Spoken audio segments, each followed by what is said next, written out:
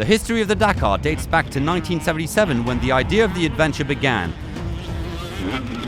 Motorcycle racer Thierry Sabine found himself lost in the Libyan desert during the Abidjan-Nice rally. Saved from the sands, he returned to France still enthralled to this landscape and promising himself he would share his fascination with as many people as possible. He proceeded to come up with a route starting in Europe, continuing to Algiers and crossing Agadez before eventually finishing at Dakar. The founder coined a motto for his inspiration: a challenge for those who go, a dream for those who stay behind. Courtesy of his great conviction and that modicum of madness peculiar to all great ideas, the dream quickly became a reality. On the 26th of December 1978, 182 vehicles turned up in the Place du Trocadéro in Paris for a 10,000-kilometer journey into the unknown for the inaugural race. Among the 74 trailblazers who made it to the Senegalese capital, Cyril Neveu, at the handlebars of a Yamaha 500 XT, wrote the opening entry on the honours list of the greatest rally in the world. Since then, the race has continued to adapt and evolve, going beyond what's been done before, winning over the public with stories of ordinary adventurers defying the wilderness with limited resources. Sadly, in 1986, the race lost its founder and inspiration, Thierry Sabine, who died as he lived chasing adventure in the Sahara Desert. During the running of that year's race, his helicopter crashed into dunes during a sandstorm whilst out searching for vehicles. His legacy lived on, however, and the race that he inspired has grown into the biggest annual rally raid event in the world. A race that has taken place every year since its inception, except for 2008, when it was cancelled due to security concerns. With each year's edition of the race, new pages have been written into the history of this remarkable event, with each telling a story of extraordinary feats of human endeavour and featuring some names in legend. Names such as Stéphane Péterancel, who has won the race an incredible 14 times with victories in both the motorcycle and car classes. Harry Vatanen, who won the race in 4 consecutive years in the cars category from 1987 to 1991.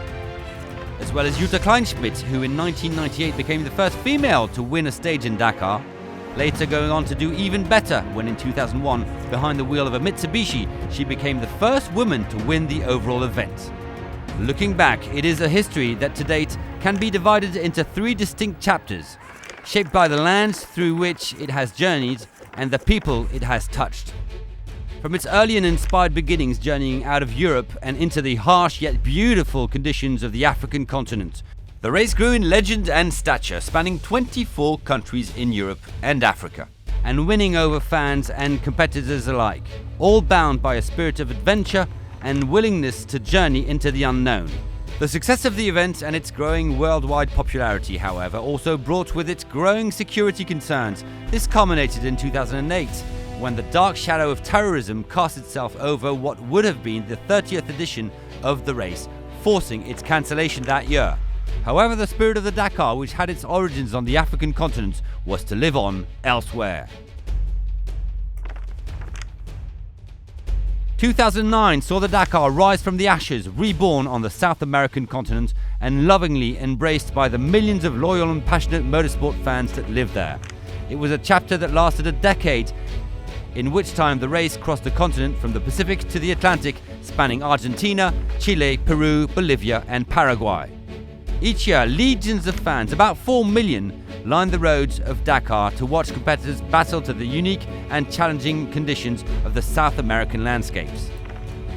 From vast deserts to amazing highlands, salt flats and floods, the land of the people of South America firmly etched their place in the history of the Dakar.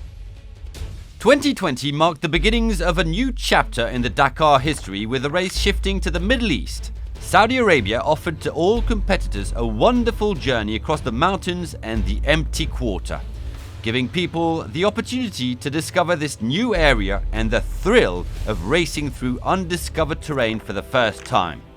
Ricky Brabeck on his bike and Casey Curry in an SSV were the first Americans to win the Dakar, with Carlos Sainz in cars, Ignacio Casale on his quads and Andrei Kargidov in the truck race.